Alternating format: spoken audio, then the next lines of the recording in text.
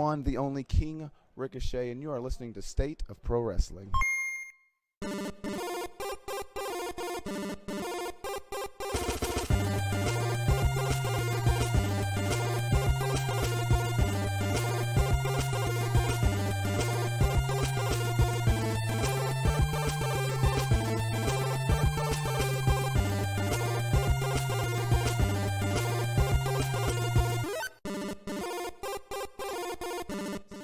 You're tuned in to State of Pro Wrestling. Follow me on social media at the Young Gun RJ. Thank you very much.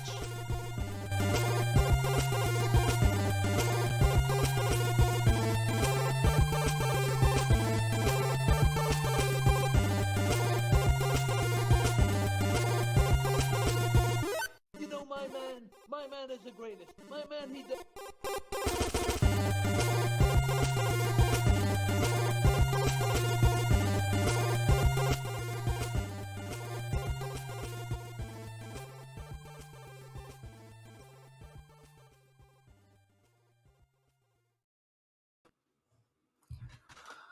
Welcome, everyone, to the State of Pro Wrestling Mayhem Marathon presented by Mayhem Media.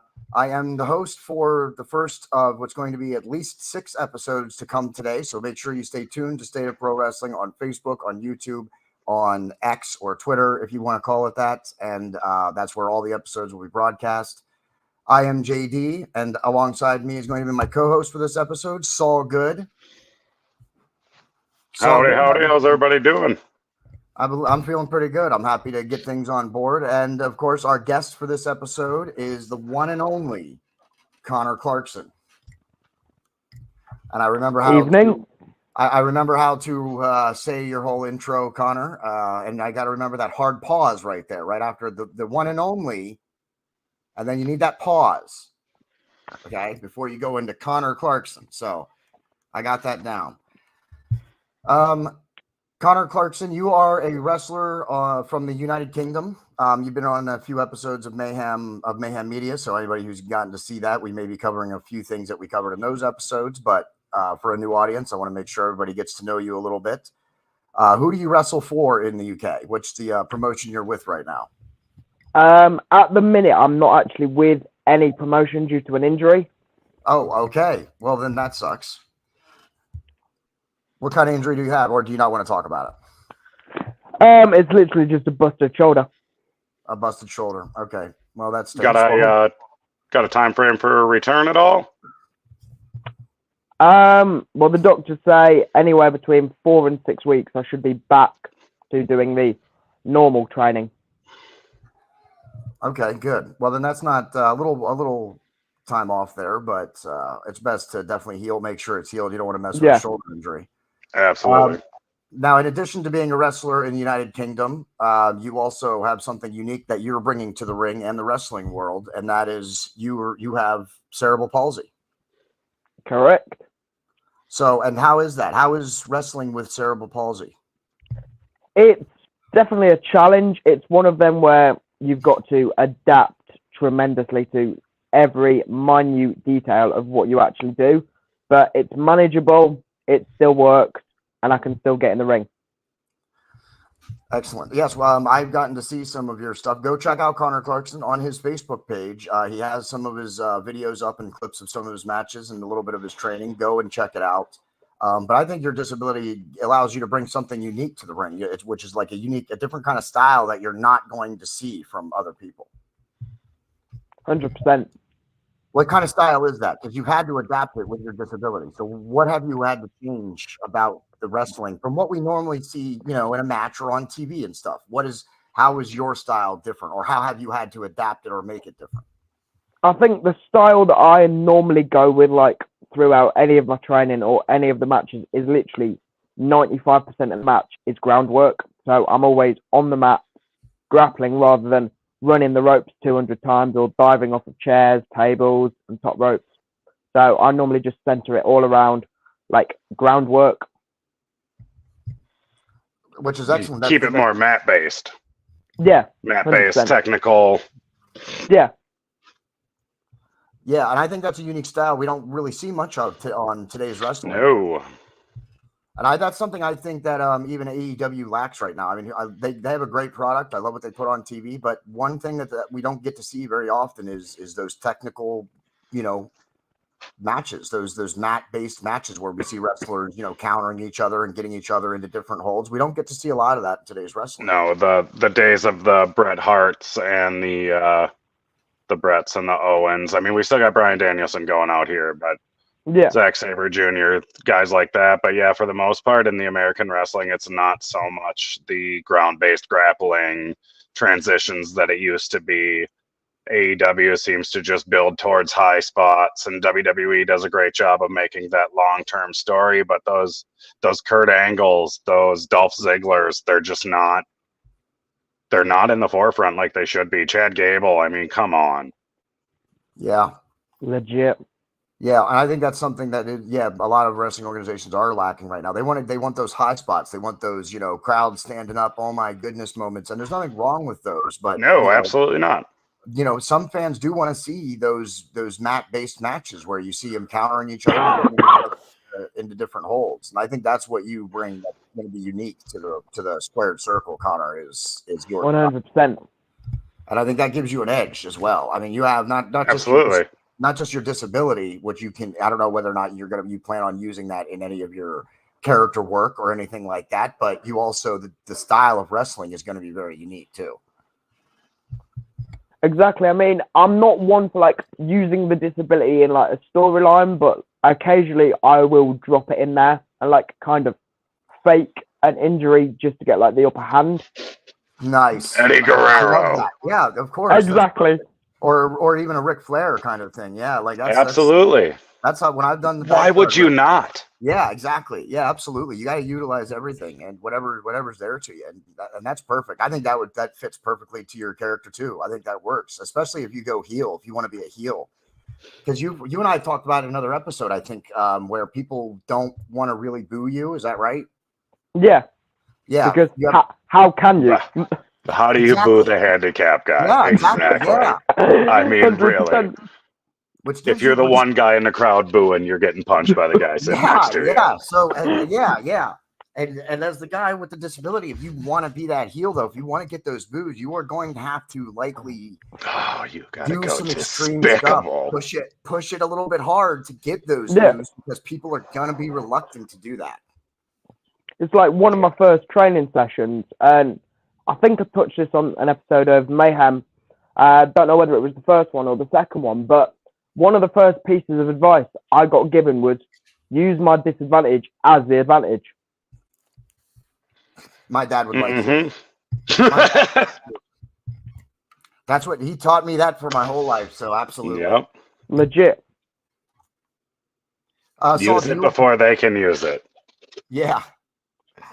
Saul, do you have anything you wanted to, any questions you wanted to ask him? Yeah, just for our viewers who don't really understand, can you kind of touch on what cerebral palsy does to you physically? Like, what kind of things are you having to go through that normal people wouldn't be going through, for lack of a better term? Apologies if that's offensive. It's all good. Yeah, you're all good. So, no, I'm Clarkson. He's all good. Oh, yeah. That's right.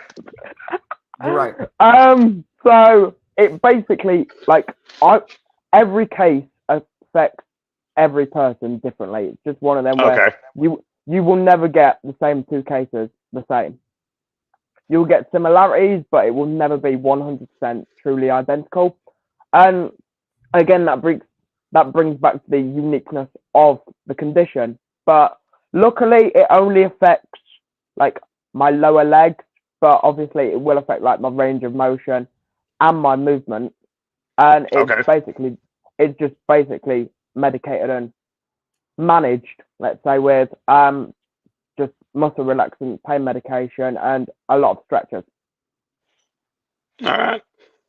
Stretches, that was big for me for a long time too, and even now stretches is big. You got to try and keep that range of motion going, and you got to keep the muscles strong, especially the ones that you don't get to use very often or don't get the same kind of workout. 100%. That was a great question.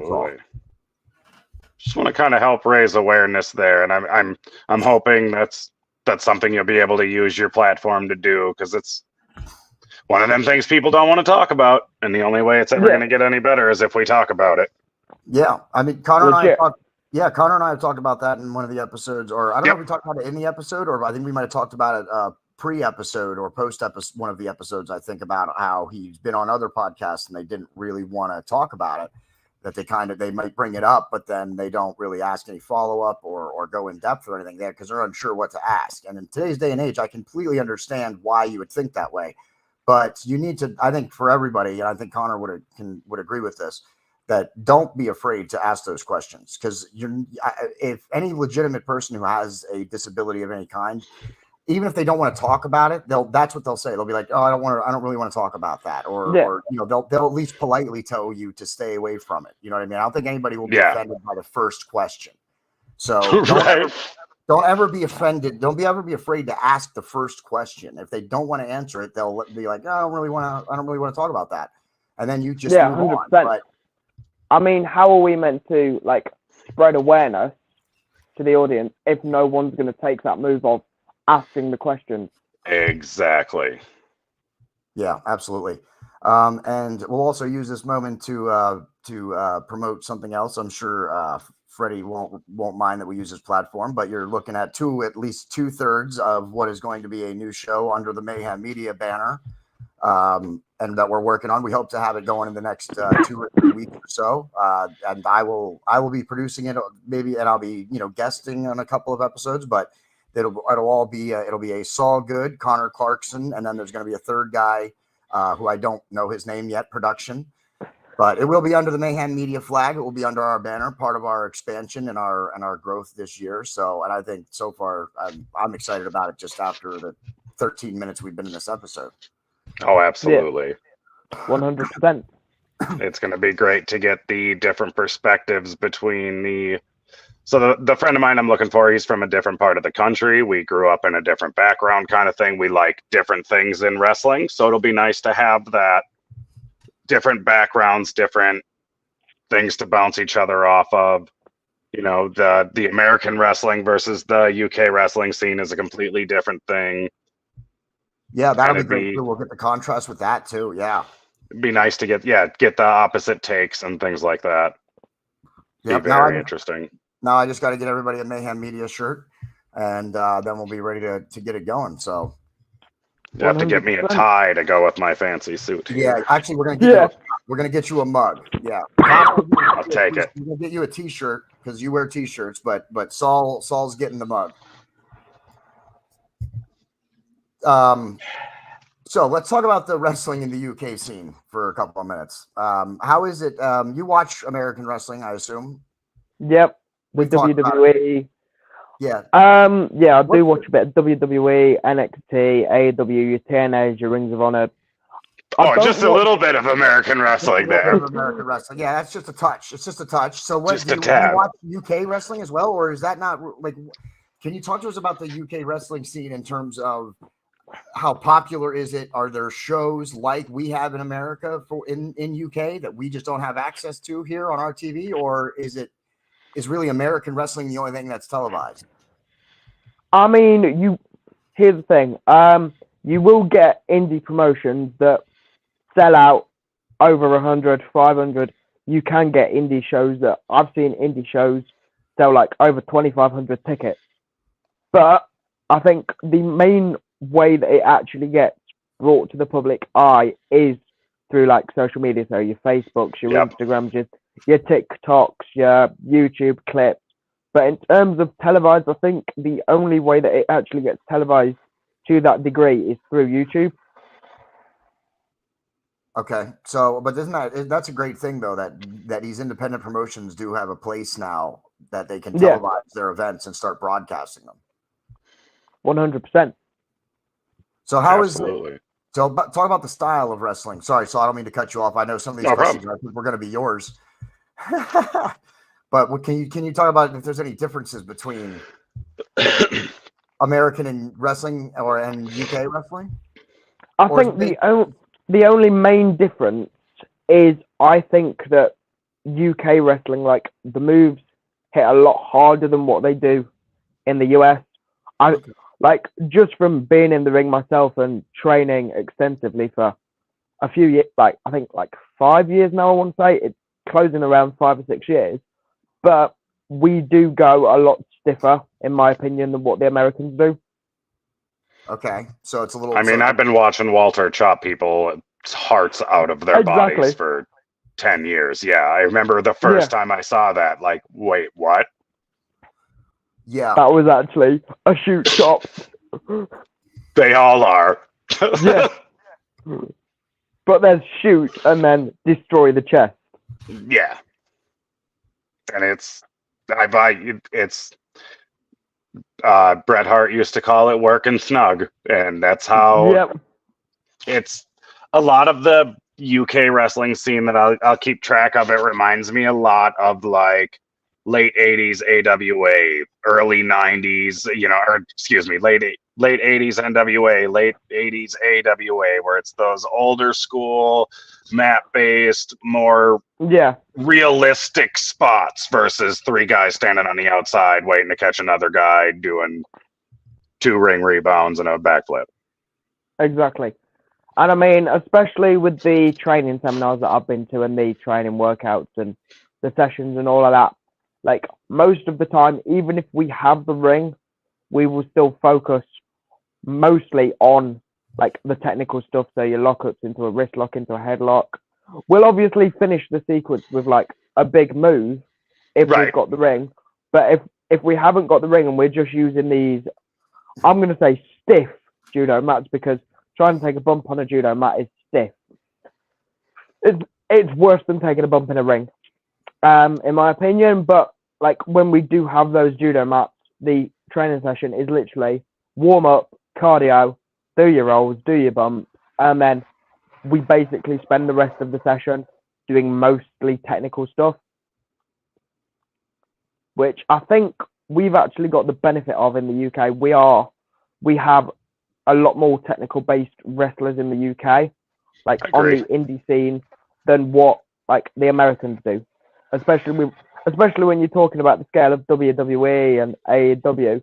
Like the UK, the first 5 minutes of the match will probably be technical. And see, that's what I'm saying. That's what I think AEW and WWE are missing right now is some of that mat-based wrestling. Yeah, just look at Chad Gable and Dolph Ziggler. Dolph Ziggler is so good, man. He's so good. I didn't like at first when Dolph Ziggler started using other people's finishers as just part of his wrestling moves. I was unsure how I felt about that. I was like, oh man, I don't know, man. Using other people's loved it. Regular wrestling moves. Yeah. And then when I saw all of the different finishers and all of the different wrestling moves that he took from the other wrestlers, I was like, I get what he's doing.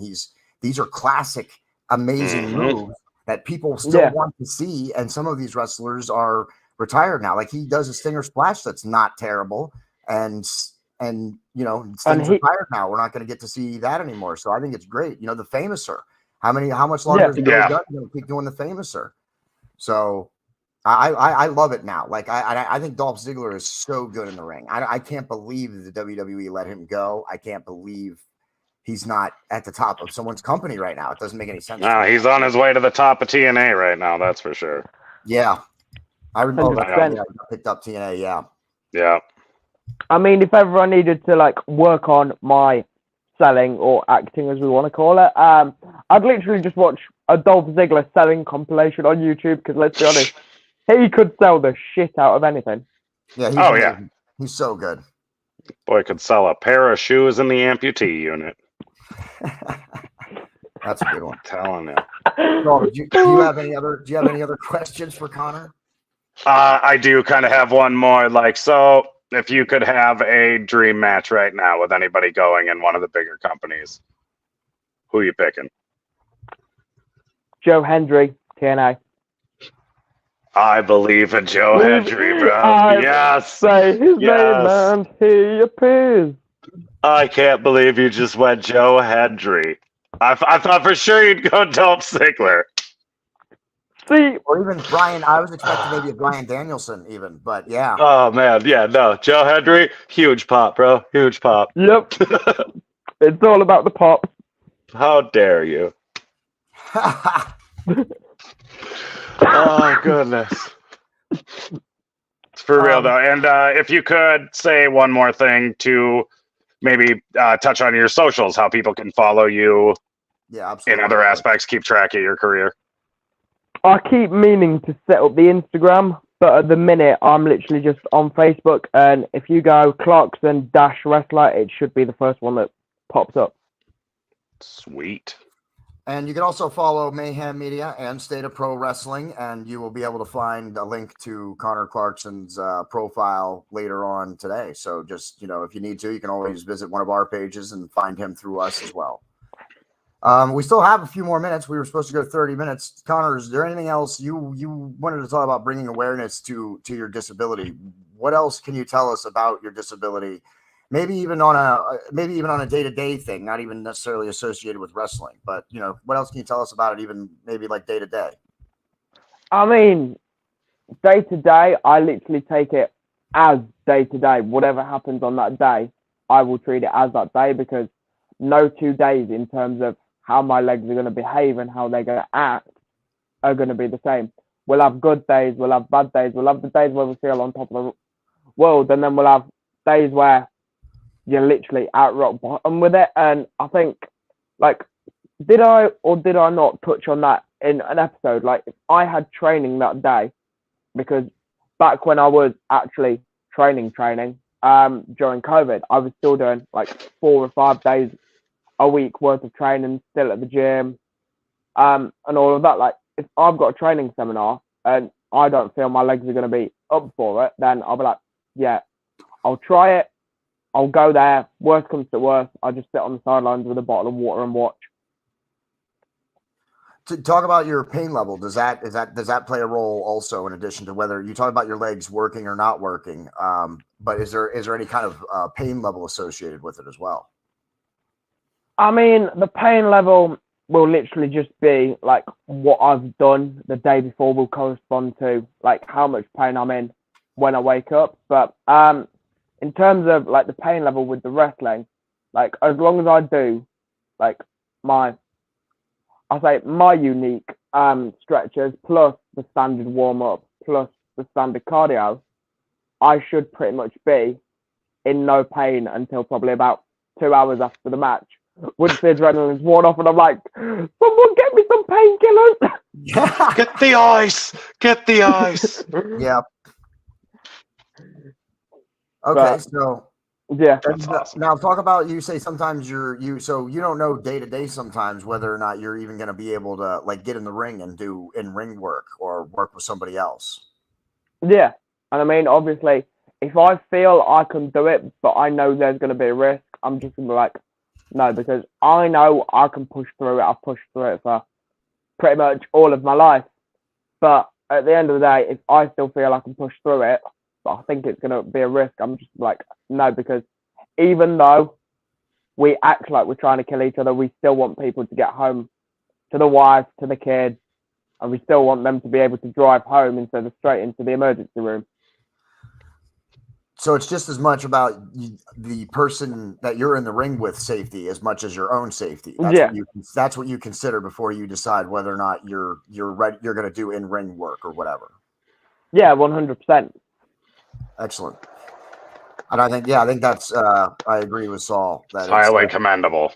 Yeah, I think that's important to do too, because I mean that's you run the risk if you're feeling iffy. You're like, well, maybe I can make it, and maybe that's an extra day of training you could have gotten. But if you try it, but then you end up can't, and someone gets hurt, then I think that's very commendable that you're willing to. Can also be the day your legs give out on a move and you drop somebody on their head. Yeah, or you even get dropped on your head. Yeah, exactly. Yeah, that's happened a couple of times. Yeah. Well, I think that's part. I don't know any wrestler who hasn't been dumped on their head. I mean, it's kind of a rite of passage. Yeah, I would think so. There's a few people we could think of, but give it time. But you still got time to dump them. Yeah, I mean, it's not. I mean, I'll cash the receipt in at some point. You've always got to keep the receipt in the back pocket. That's right. You never know when you pull it out. It's like when I was doing training in just off, like near the seaside, probably 2, maybe a year and a half ago. He literally gave me the stiffest forearm, and I was like, great. I was on the floor for like 20 minutes, but I was on the floor for 20 minutes, and like I caught up with him probably a couple of months later because we had a little training match just so that we could actually get in the ring and like feel how it would be in that ring with all the lights, with the sound and everything. And unfortunately, they made it a no DQ match. So I got a nice little steel chair. This is going. So the receipt was a nice little steel chair to the back of the head. Ow. I was like, "Yep, there's your receipt." We have a saying here in America. It's payback's a bitch. Yep. Payback will always serve. Mm-hmm.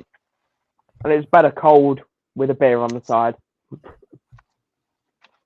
I think it's better to be served relentlessly and immediately, but that's just me. To each their own.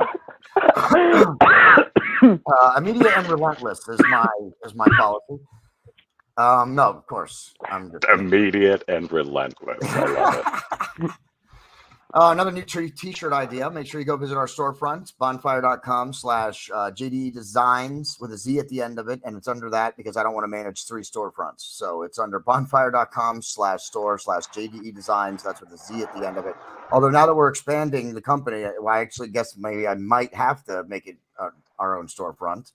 So I mean, there's no solid good merchandise, but if the demand presents itself, we'll see what we can do.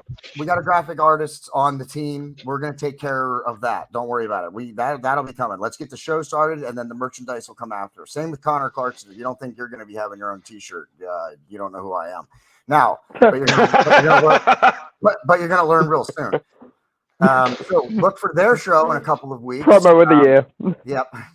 Look for their show in the next few weeks, available on Mayhem Media. Follow us on Facebook, YouTube, and Rumble. And of course, this is under the State of Pro Wrestling banner right now. This is their show, and this is their Mayhem Marathon.